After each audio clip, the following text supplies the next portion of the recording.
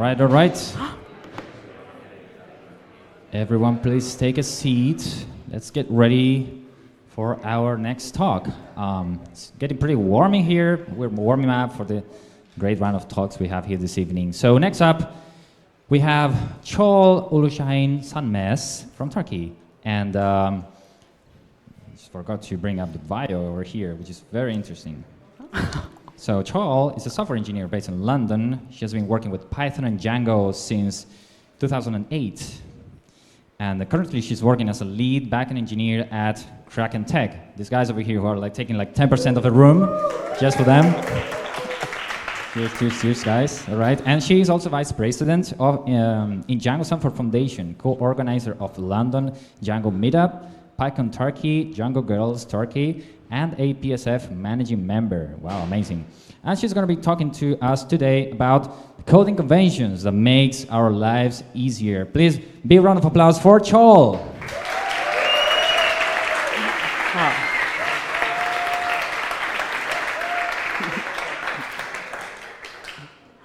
Okay, hello everyone. It's my first time in PyCon Spain, so I'm a little bit excited. Thank you for the great introduction. Now I'm going to repeat you. My name is Çağıl Uluşahin Sönmez. I'm a lead backend engineer in Kraken Tech. You already met Konstantin. I brought him to keep me company, but instead my whole team showed up. So yeah. Just to repeat, I'm serving in the Django Software Foundation Board of Directors as vice president, and that lovely image of a snake hugging the Kız Kulesi in Istanbul is the icon of PyCon Turkey. I'm one of the organizers of PyCon Turkey. Also, if you happen to come to London, I'm also running the London Django Meetup, or we can meet in Pylades, London. I'm a long-time organizer of Django's workshop, so if you want to chat about any of these, you can find me probably downstairs at the Kraken booth or in your Python Society booth. So please come and say hi. Today I'm going to talk about coding conventions.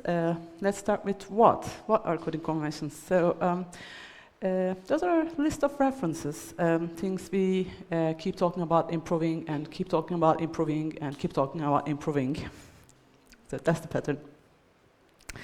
Notes, comments, we keep copy-pasting as feedback, often same feedback in PR reviews. I don't know you, I have this big sheet that I keep those feedbacks because I so often reuse them.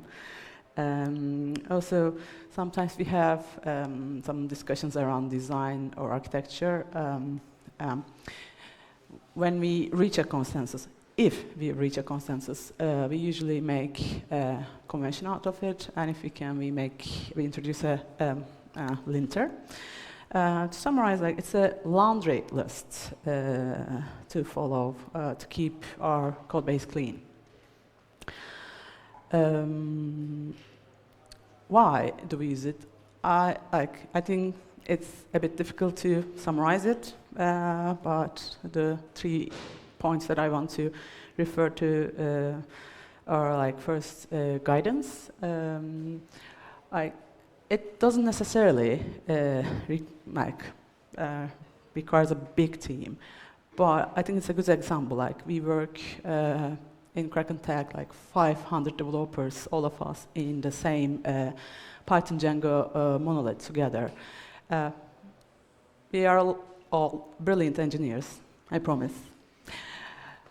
We come from different backgrounds. We all have our coding practices, patterns, ways of coding, and if all of us would bring our unique ways of working into our code base, it will be a chaos. So we often use coding conventions to give us a guidance so that we can all work in a standard way and work in harmony rather than causing chaos. Also, it gives us direction. Like when coding, sometimes you have to make a decision. It can be a very simple decision as making, as deciding like, if should I use this library or that library. And you might have a preference, you might not have a preference. So if we have a convention around that, we follow it, even if we have a preference that's against it. And that really helps. And the last bit is, I find it quite easy to give feedback using coding conventions, also receive feedback. Maybe it's the nature of it. I believe it's a handshake between team members as a group on a pattern. It's a handshake done long before someone opened that PR. So it's not personal. It's a group decision, and we all follow it. So really, like, given that context, giving it as a feedback or receiving it as a feedback, I find it quite easy. And how we use coding conventions, we mostly use them during code reviews, even though, like, I know quite a lot of team members opens it and reads it when they're writing code from time to time. We usually add a link to the relevant coding convention, add a bit of quick notes, sometimes emojis. We actually have a emoji page in our coding conventions. There are shorthands for common situations. For example, if I put the stack of books emoji, it means, can we please add some more documentation here? Short and easy. And yeah, to summarize, it's a single detailed explanation that can be referred to by shorthands. And personally, I don't like writing 2-3 paragraphs of feedback in code review, so it's good. Like, that's the reference. You can go read it in detail, kind of.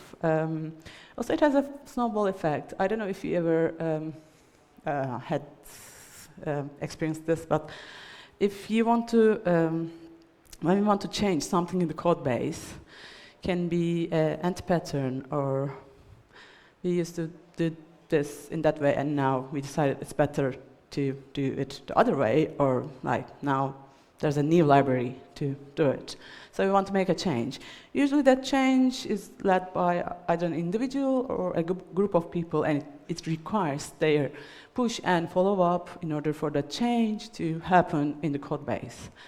And my experience, if you introduce a coding convention, there's a snowball effect. Like, you give it as a feedback to a few colleagues, then they give it as a feedback to others, and in weeks, you see suddenly everybody, not everybody, but a lot of people there to push it, to make the change. Like, you can see that colleague, you're 100% sure. You don't talk about the change with them before, but they're making the change, advocating it, asking people to contribute. It's really nice. I'm not promising put up a convention and in 3 months you're going to get your all code base type checked. It doesn't work that way, but it works. It works. And another thing is it's evolving nature.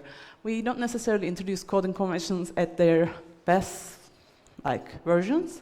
We usually have a need and we introduce it. Then we use it, and after a while, that example, yeah, we can improve it. It usually doesn't work, and we change it. Or the language here, we can improve it. Or someone new joins the team, they have a better understanding of that area, domain, have some more experience, so they introduce changes. So some of them start at this standard, and it evolves, it gets improved better and better.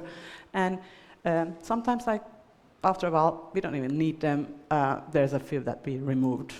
So it's not static, but it has an evolving nature. Next, I'd like to take you to a selection of coding conventions. I picked 9, my top 9, if you will pick, you will probably pick a different set. If I will pick it last year, I'll bring a different set, but this is what we have today. So let's play together. So the first set is around quality. Let's see what they are. So this one is about our standard commit message format. So if you look at it, it details like, okay, use a capitalize short summary, and if required, add more detailed explanatory text, and it's advised to use this template. And why it is important? In my opinion, we don't write code to build features. We write code for others, for future us, to build features on top of it or next to it. So if I'm writing the code for others, then I should add some notes for them, like what does this code do and why it's introduced now, not last month, not next month. And I think commit messages is a good way to communicate that. And also, this is my experience, and I've seen it with other team members too. Like using this template gives you a good practice of writing better commits, because you start with the template. At least that's my journey. At the beginning, I was just feeling like I'm filling in a form, not making a difference. I'm just repeating words from my functions. Maybe I'm really not really good at this commit message template thing. But not long time, I realized I started to feel like more comfortable, not because I was better at writing the commit messages. I become better at composing my commits so they were easily explainable on their own. And I also seen this in other team members, like when they start using commit messages, I've seen it in weeks improvement in their like commits.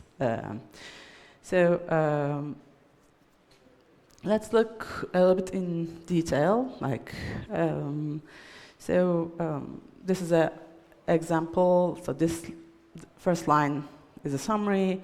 Add use case to record a good sales charge. Okay, it adds a use case and it says, prior to this change, we wouldn't have a use case to take chargers. Okay, we're introducing something new. And the last part is like, this change introduces a new use case which creates charges and related sale item objects, also add related functions, blah, blah, blah, blah. Okay,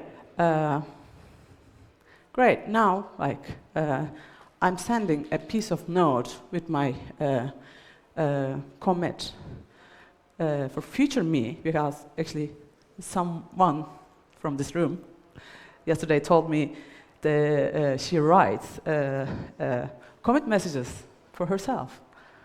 Like, brilliant. Because then I said, yeah, actually, like, I don't remember the code I write like 3 months ago. I do also go back to my notes, my commit messages. Okay, yeah.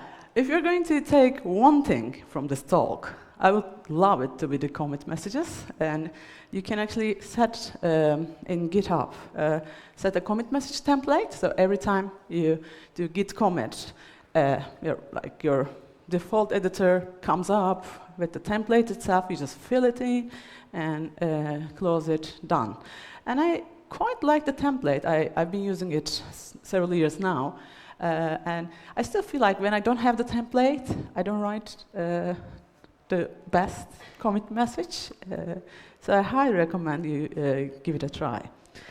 Okay.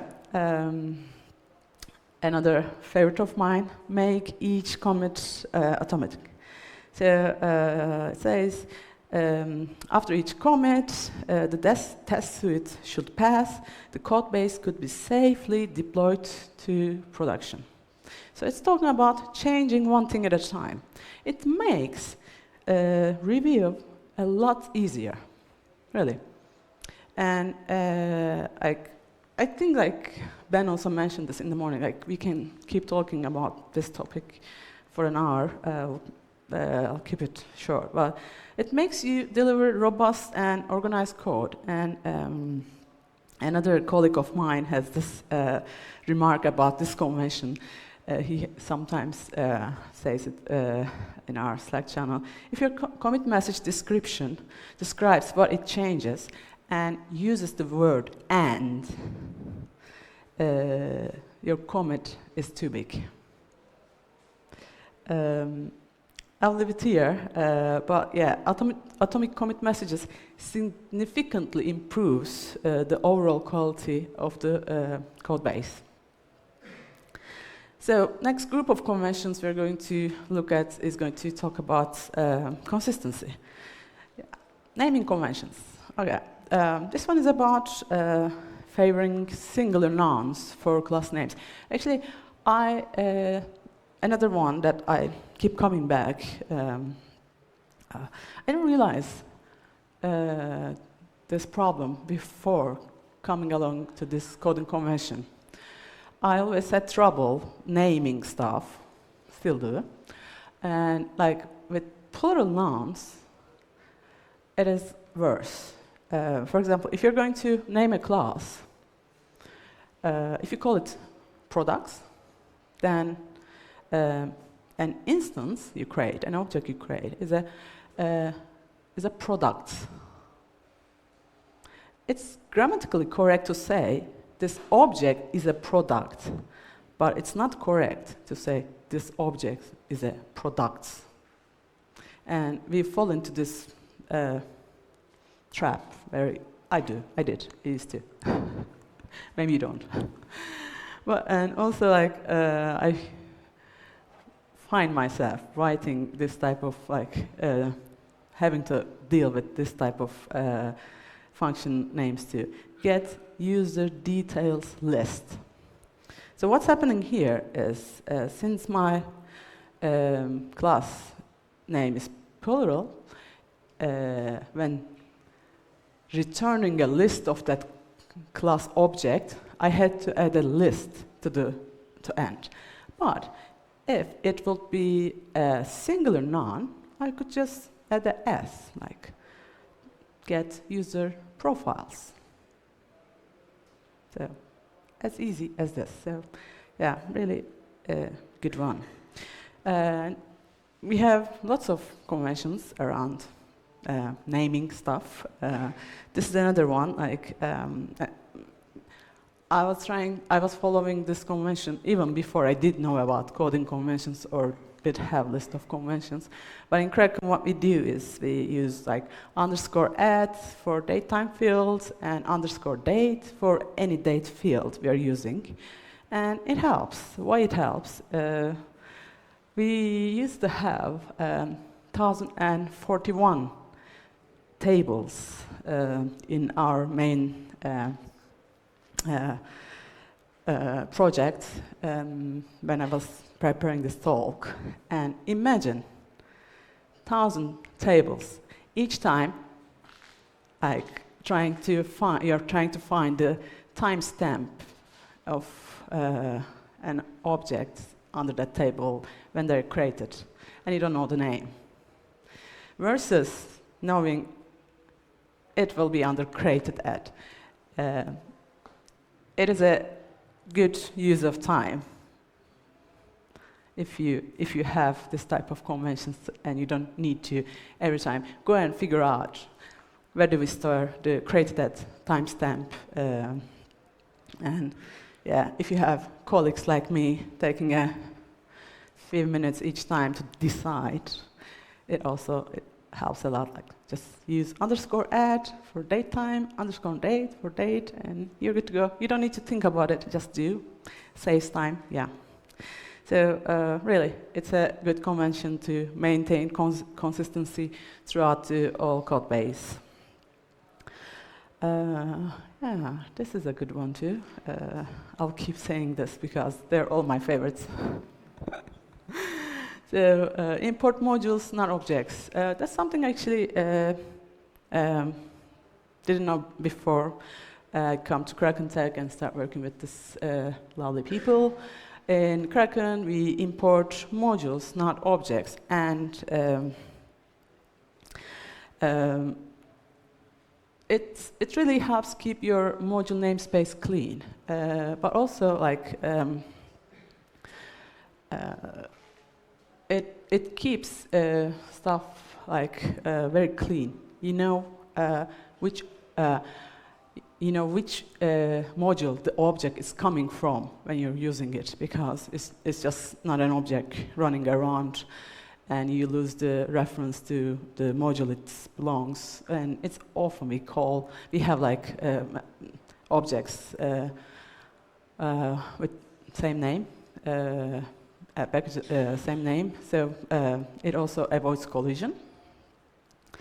And not only that, but it also helps us write simpler, isolated unit tests. And although we don't advocate towards it, sometimes you have to use mocks in your tests. And I don't know if you had the problem of not being able to find the correct module to mock, but I bet importing modules would help you with that problem as well. So yeah, definitely.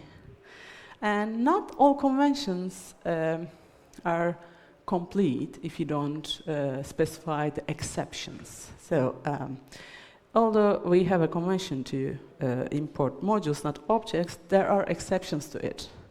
So we don't, if it's a standard library, this object is from standard library, we actually don't follow this convention. And it's well documented just under the convention itself.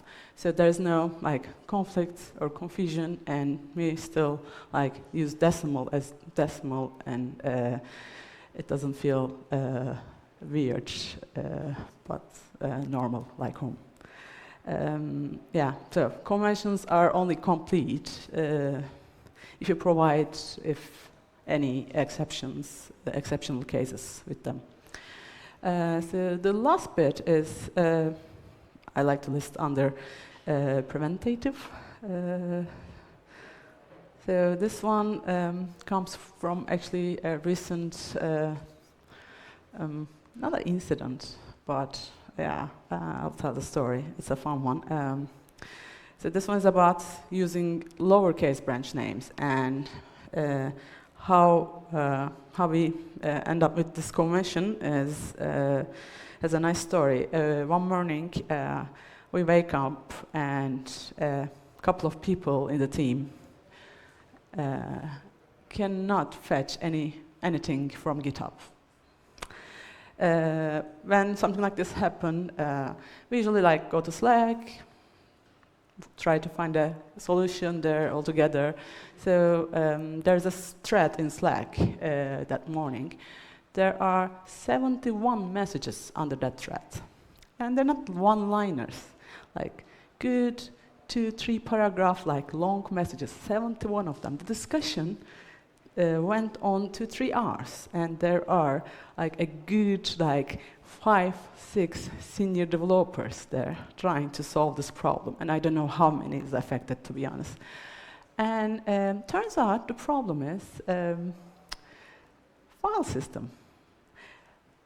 So someone pushed a branch in uppercase, and which introduced a suffix in uppercase, let's say ABC. So ABC/new feature, good, but ABC in uppercase.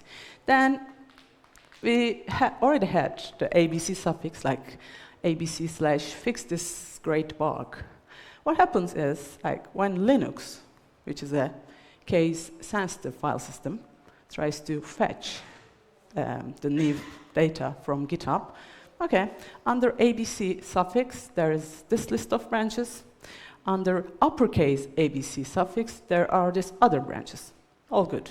But for other group who uses Mac OS, it tries to fetch all the branches under ABC suffix, and then it tries to fetch all the branches under ABC suffix. And the list is not same, although the suffix is same.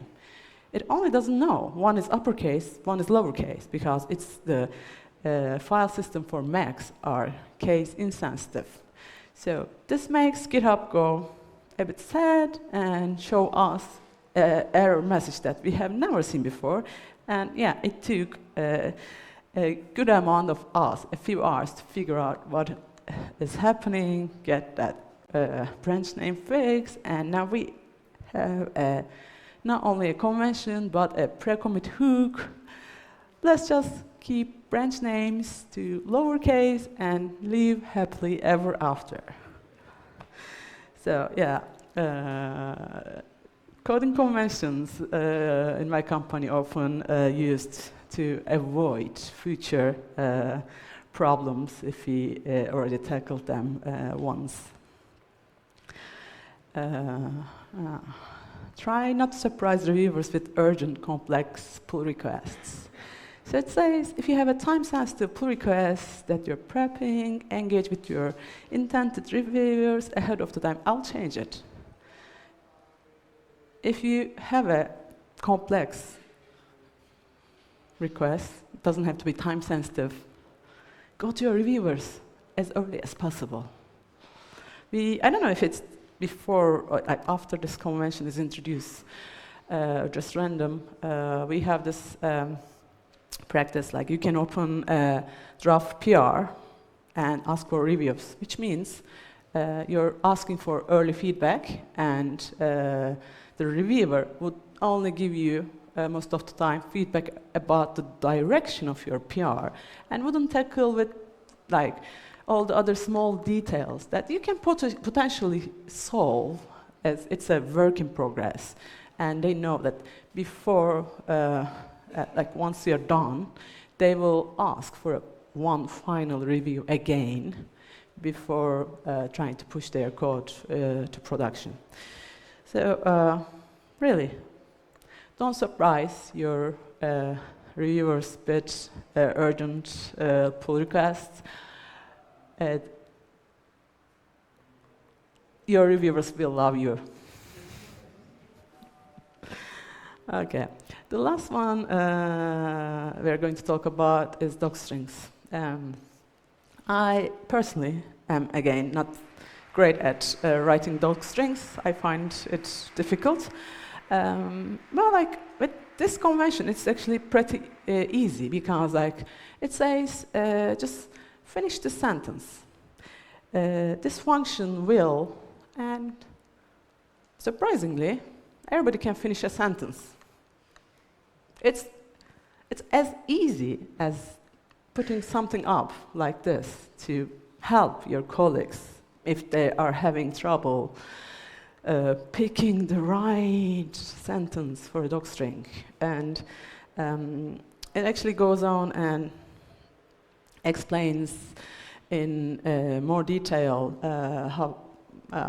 how the docstring should be, and I find it quite useful and helpful when I'm writing docstrings to come and refer to this guide. So, and I think you already know, like having docstrings increases the health of and quality, overall quality of your code base. So, like sometimes it's as easy as introducing a convention on docstrings or something else to like get your team moving, aid them towards a solution. This one actually is not mandatory, other than the set of methods. We call them use cases. They're in the application layer. So for use cases, you have to write docstrings. But for rest of the code base, this is just advice, nice to have. Yeah. So the last section is about what you can take home today with you. You can take home the conventions. So the coding conventions is an open source repo. Actually, I'm using it since I started using it 2 years before joining Kraken Tech. What I did is I just forked the open source repository. I kept 70% of it because they were really good conventions, and 30% we added our own ways of working. And what happened next is team loved receiving feedback from coding conventions, and they adapted really well. And what happened next is they were like, can we add stuff? I'm like, it's a repository. You can open a PR, make whatever change request you want to do. And yeah, this is a good story. I cannot guarantee if your team is going to adopt that well, but yeah, there's at least one I experienced myself work very well. And also,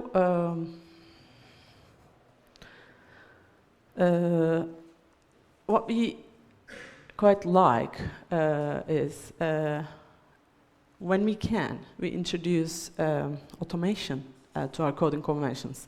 We do this by using linters and auto-formatters. I don't know if you can read it, but this is actually about, this is a Flake 8 custom linter that checks if a function has all the docstring conventions right. So like every line talks about a specific rule.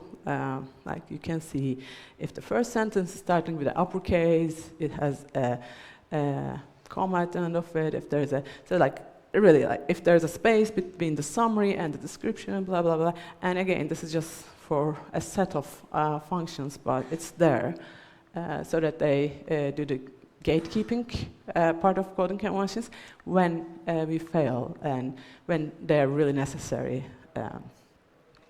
And to my surprise, I tried writing a custom Flake 8 linter myself, and it's surprisingly easy. It took me like a day to put together one, which might be a good topic for another talk. But yeah, I really recommend you try it.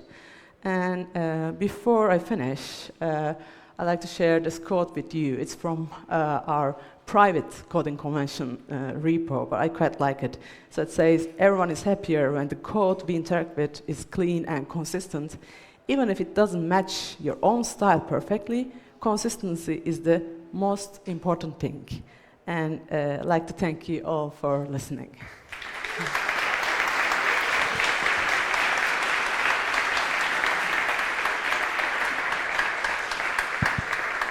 All right, thanks a lot, Çağıl, for your great talk. Clearly, conventions make our life easier. So now we're up for a round of questions, so please raise your hands in case you have any questions. I'll bring the microphone up to you.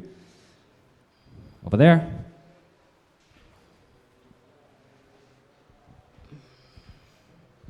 Hi, thank you for this talk. Love it, love it, love it. It's the same topic at our company as well. I have a question on your very first use case, and it relates also to what your colleague Ben, I think his name was. So you guys do like commit by commit review, and you put a lot of effort in the commit messages, versus there's the other kind of also system that I saw where it's on PR level, where you review a PR and you have that template on PR level, and the commits don't really matter. So why did you decide to make the commits atomic and make sure that all of it is in the commit rather than on PR level? I don't know if I explained myself. Okay, if I understood the question correctly, why we are using atomic commits and not atomic PRs. Exactly, yes. Okay, I think that's a kind of design decision. I don't know, if there's such a concept of doing PRs Atomic, you mean like having lots of commit under a PR and squash and merging it? For example, or put more. Okay. Yes. Yeah, because that's Because, another I mean, that's another pattern. The consequence is like you have to go back and rewrite history sometimes if you want to add comments or like changes to a previous commit. So you end up with an unclean commit structure if you choose not to rewrite history. So basically. Okay, is this?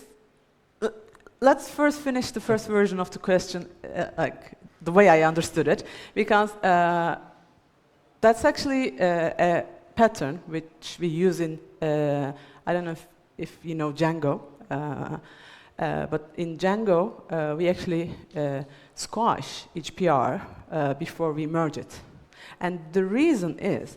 Like for that open source project, which is used by like millions of developers, we do not need that level of detail on like why this change has been introduced. Because like, it would be great, but we don't have a big team of maintainers, and its main goal is to serve as a framework to be used by other developers and not developed heavily by other developers. But in our case, like what we want to do, what we want to make is like enable all 500 developers a few times a day. Why this line has been changed or introduced or when with enough level of detail. Because that history helps that developer. I think it's because like the focus of the projects are different. Like one, we keep developing constantly. We do like over 200, we merge over 200 PRs on a daily basis globally. Whereas like in Django, we usually merge one PR every 2-3 days. So like, does that? Okay, thank you. And no, I think the other one I approach you afterwards. It's related to your yeah, I actually want to make course. a remark about the rewriting the history part. That's actually, we have a convention about it, but we couldn't come to a consensus because, as Ben mentioned, it's actually this like a preference at team level. Different teams follow different approaches. Like some teams actually rewrites the history after every review. Like my team, like I do like interactive rebases all the time, and that's our preferred way. Because like that's also like the part of the code base some teams work on requires more like atomic reviews. Like every time I come back to a PR, I start from the beginning. And that makes sense for the domain my team is working on. Where on some other teams really make use of fix-up commits. And like either because of volume or like the code base or the layer they're interfering with is like better goes with that pattern. So yeah, that convention is one of the only conventions like you can do this, this, or this. Like actually there's a third one, which I don't remember. Thank you. All right, great. Any other questions?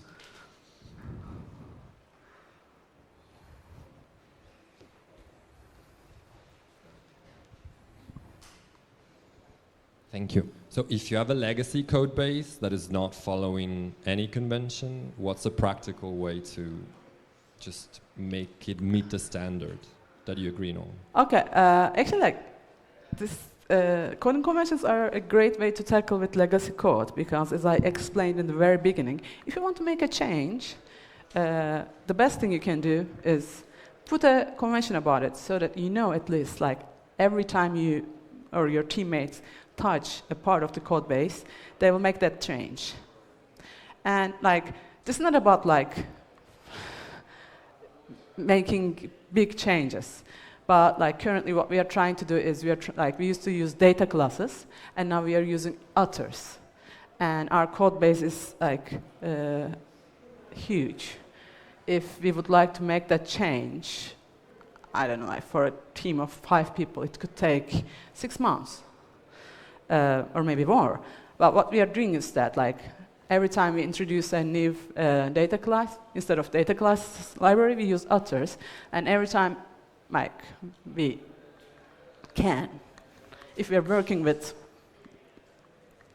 a file, a few functions, if we can, we change it. So that's our way of moving away from legacy patterns using coding conventions, and yeah, but like that really works, because if there's that convention, like nobody introduces new serializers using data classes anymore, because there's a convention. Thanks. All right, any other questions? We have time for one more question. Ah, there's one.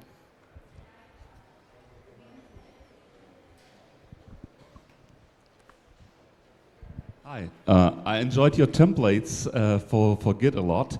Do you have something online that gives more detail on how to write the perfect Git commit message?